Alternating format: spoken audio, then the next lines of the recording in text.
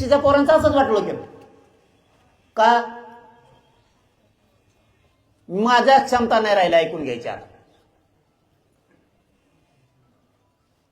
एक एक पोरग जर आणि आमचं एक एक विद्यार्थिनी पोरग पोरगी जर संपणार असले, तुम्हाला सांगतो आपल्या जिन्याला सुद्धा इथं उभं राहिले जेवढे आहेत ना, आपल्या जिन्याला सुद्धा काय अर्थ नाही. आपला समाज आणि लेकर संपणार असले काय अर्थ नाही.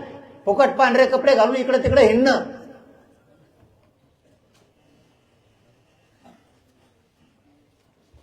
एक दोन अंगठे हातात घालणं आणि हिंडणं, काय त्या फुगीरपणात उपयोग नाही तुमच्या. तुमचं लेकरू जर वन भटकायला लागले नोकरीसाठी आणि भिकाऱ्यासारखं 4 जणांच्या दारात जर उभं राहणार असलं तर मराठ्यांना तुमच्या कष्टाला काय चीज नाही. तुम्हाला कोण फसवतं हे शोधला पाहिजे तुम्ही. भला आपला पक्ष असला तर चुकीला चुकच म्हणायचं शिका जातीनं. जी जात असं शिकली चुकीला चूक म्हणायची ती जात सुधारली.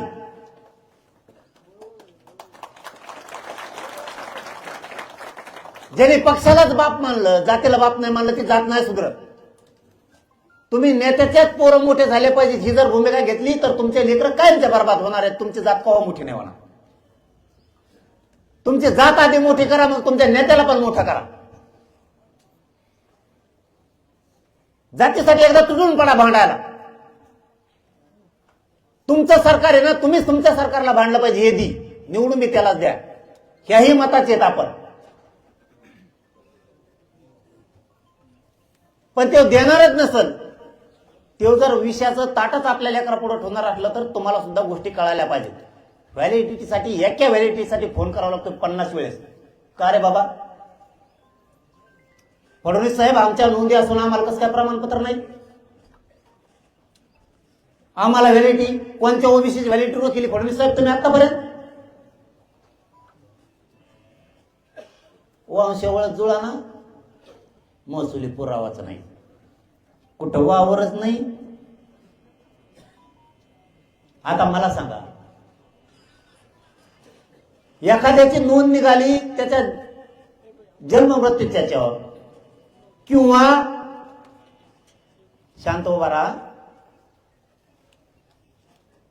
समाज लय महत्वाचा आहे. तुम्ही मी मला काही किंमत नाही, तुम्हाला नाही मला नाही. एखाद्याची नोंद निघाली जन्म मृत्यूच्या याच्यावर, काही काही बैल ऐकायला गेले, बैलाच्या दाखल्यावर कुणाची कशावर कुणबी आहे, ज्याची नोंद सापडली ना त्याला म्हणते महसुली पुरावा द्या. त्याला वावरच नाही, त्याची काय चूक आहे? काय राव फडणवीस साहेब, मराठ्यांनाच का फक्त नियम? आणि ज्या जातीत आरक्षणात बसत नाहीत त्यांना पोट जाती आणि उपजाती म्हणून तुम्ही आरक्षणात घातल्या. किती हो तुझ्या भाव, किती टार्गेट करून मारणार रे मराठ्यांचे समाजाचे पोरं?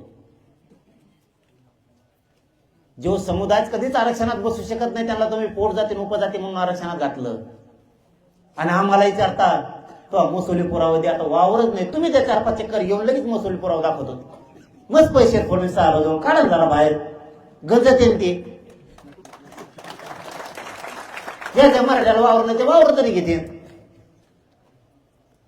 काय त्या पैशाचा उपयोग होऊ द्या काही तुमच्या थोडंफार, येऊन द्या गोरगरिबाच्या कामाला. मराठी तरी म्हणते ना आम्हाला 2-3 एकर वावर घेऊन दिलं. नाही ते तसंच व्हायचे जायचे असेच कुजून पैसे. एका खेड्यात झालं बघा तसं. एक माणूस लय चिंबूस होता, चिकट लय पैशावर होतं पण चिकट होतं, कोणाला देतच नव्हतं, नुसते पैसे जमा ठेवायचं. पण पैसे चोर नाही म्हणून गंजीत लपून ठेवले. गंज कळत तुम्हाला, बाजारीचे काडब्याचे गंजीत लपून ठेवले. उन्हाळ्यात गंजच पेटली. तो पाणी टाका म्हणतच नव्हता, तो फक्त म्हणायचा पलीकडे कोपऱ्यातून वडा. पलीकडे कोपऱ्यात काय वडा लोकांना कळा ना, यालाच नाही होतं पैसे येतील. आणि त्याच्या नशिबाने नेमके अर्धेच पैसे जळले अर्धेच राहिले. आणि नुसतं असं म्हणायचा येड लागलं त्याला ते पैसे घेऊन हातात, कारण अर्धे जळले कामालाच येणार. तसं फडणवीस साहेब घ्याव दे तुमचे पैसे कामाला गरीबाच्या. गंजी गुंजी ठुले असले तर गरीबाच्या लेकराला तुम्ही पुरावे मागायला लागले. काय ते पुरावे त्यात जाऊ? लोकांच्या नोंदी नाहीत आमजवळ, नोंदी आहेत. काही काही जागेवर काय झालंय, नोंद सापडली पंजाची, थोडं पुढं आलं लगेच त्याचा नातू लागतो वंशवळी. नातवाला जमिनीत न राहिली ते म्हणते तो आम्ही सोलापूरवादी. त्यांनी ही केली. म्हणजे यांच्या थोडक्यात ही केवाय सारखं आहे. केवाय करा म्हणतात ना शेतकऱ्याचे आता, हा केवायसी करा म्हणतात. तशी सिस्टम आहे ही आरक्षणात बी आपल्या. ही केवायसी आमच्याकडे पोरग आलंय का रे? नाही का? उदाहरण म्हणून सांगतो, आरक्षणाला चिटकून उदाहरण आहे. 10-5 जण जमले शहाणे पारावर रस्त्यात बघायचं. चांगलं सुखात चाललो होते. 2-3 एकर वावर घेतलं होतं. ऊस पीस लावला. 4-2 नमुने भेटले. ते म्हणले मुकादम होय, लय मजा आहे त्याच्यात. चांगलं सुखाने चाललं होतं. 26 टायर केले त्याने बैलगाड्या. 26 बैलगाड्या. फडणवीस साहेब खरं आहे. तुम्हाला परत खोटं वाटत, तुम्हाला वाटत मलाच वाजित, तुम्हाला नाही वाजित. तुम्ही मराठ्याला द्या, हेच मराठी तुम्हाला डोक्यावर घेते. हे पण फडणवीस साहेब लक्षात ठेवा. त्यांनी काय केलं? थांब रे बाबा, 7चे दाखवून दोघं मी पुढे माग सरकत नाही. मी त्यांनी काय केलं? 4-5 जणांच्या मित्राचं ऐकून मुकादम झाला. 26 त्यांनी टायर लावले. पण त्या टायरावर काय सिस्टम असते माहितीये का? त्याला ते जीएसटीचे पैसे भरावे लागते. ज्या जवळावर 3 एकर जीएसटी भरू शकतात का गरीब? हा, पण टायरामुळं प्रत्येक टायरवर पैसे आले असते ना लाखांनी, आणि ते आले त्याच्या खात्यावर. बघा फडणवीस साहेब सुसूत्रता आणि पारदर्शक. फडणवीस साहेब म्हणतात पारदर्शक करा. बघा आता पारदर्शक कसं आहे. टायर कोणाचे काय कोणाचे पैसे आले त्याच्या खात्यावर. त्याने भरला जीएसटी, म्हणजे तो आला व्हीआयपीच्या रेंज मध्ये. त्याचं कुपनच कॅन्सल केलं. हा ना, कुपन म्हणजे राशन कार्ड. कुपन कळत असं ना फडणवीस साहेबाला? नाही कळत. कुपन म्हणजे कुंपण, हे तार मारणे नाही.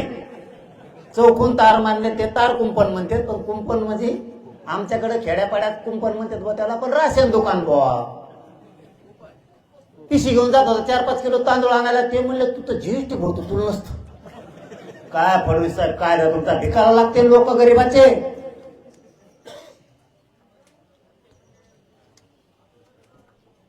पैसे आले मुकादमकीचे, वाटवं झालं. असे किती असतील?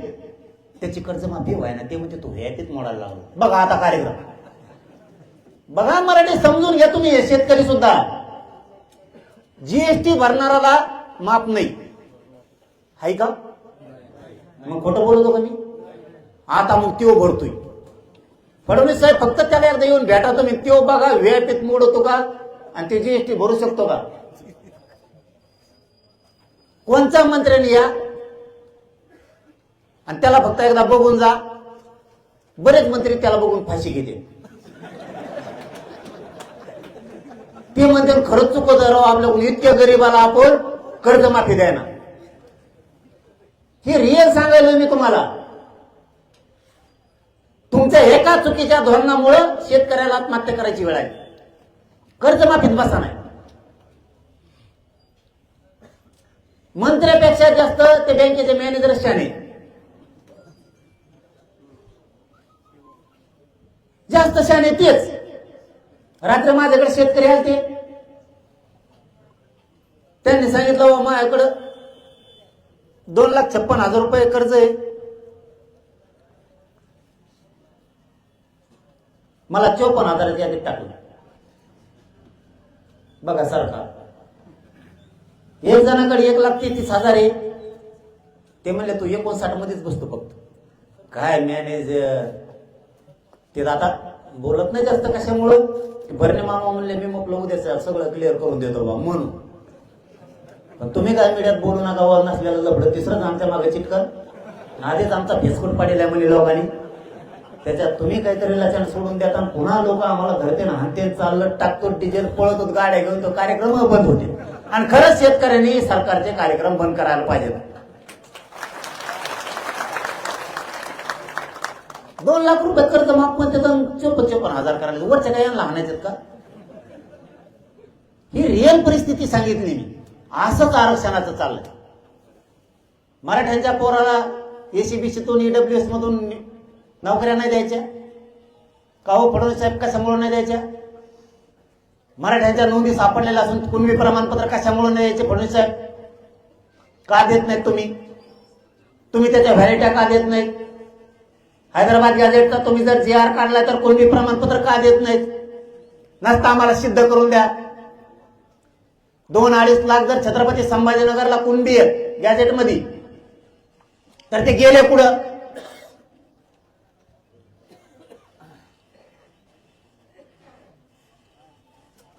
मला वाटतं 2-2.25 लाख नांदेडला आहेत.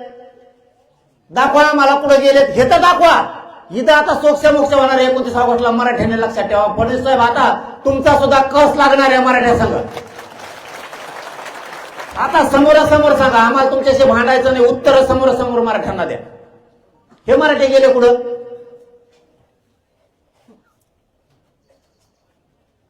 एका जिल्ह्यात जर 2-2, 3-3, 2.5 लाख कुणबी आहेत. हे मराठे गेले कुठं सांगा आम्हाला. आम्ही तिथं जाऊन विचारतो तू होता का राहायला. तुमचं जर म्हणणं असलं बा तेव्हा अमेरिकेत गेले सगळे आम्ही हाकलून दिले. आम्ही तिथं जाऊ एसटीने नाही इमानात जाऊ. आम्ही आमचं कसं जाऊ? इमानावर गेलो हालतो. हो ना त्याशी दिल्लीला गेलो आम्ही 8 गेलो लागला हवाली ते इमानात देणार म्हणून सांगितलं नाही. हो ना खरंच हालत आहे. हरलं बेकार काम आहे. 8 गेलं की ती बया आली ती म्हणते कॅप्टनने बोला मौसम खराब आहे. अरे बापा मला 8 गेलो सांगते करायला तिथं तर म्हणायचं कमीत कमी तो.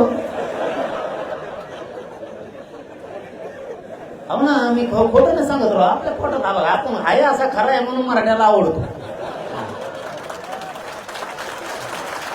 लुचाडपणा नाहीये आपल्याकडे. फटड्यापणा नाही. आणि तो 8 गेलो ती बाय आली ना ती टपरीन तेल टाकल्या. हो ना चॉकलेट दे बिस्किट माग तिची मारण्याची. म्हणलं इतकं माग नको आपल्याला. इथे बोलणार ती आधी सुरुवातीला सुरू केलं होतं तिने. सुरुवातीला आल्या दार तो भरायला दार लावले. पुढं आम्हीच होतो. ते लगेच सुरू केलं. म्हणलं याम काढायला घ्या वगैरे. हो ना मी तर फुल टेन्शन मध्ये आलो. म्हणलं या वत कुठं काय इतकं लांब मुंस घेतलं तिने एकटी. तोंडात धरायचे असं फाको असं वडव आणि पुढे आणि ते लाल घातलं हो तिने. इकडून घातलं. 2 नाल्या होत्या अशा त्याला काढ्या. ती म्हणजे इसको फुक नाही का? फुकेलं की ते फुकत नुसतं मग उडी हाणायची. अरे मला उडी हाणायची पण काच उघड नाही. इकडं पंखा घे सांगा की गॅजेट मधले लोक परदेशात गेलेत किंवा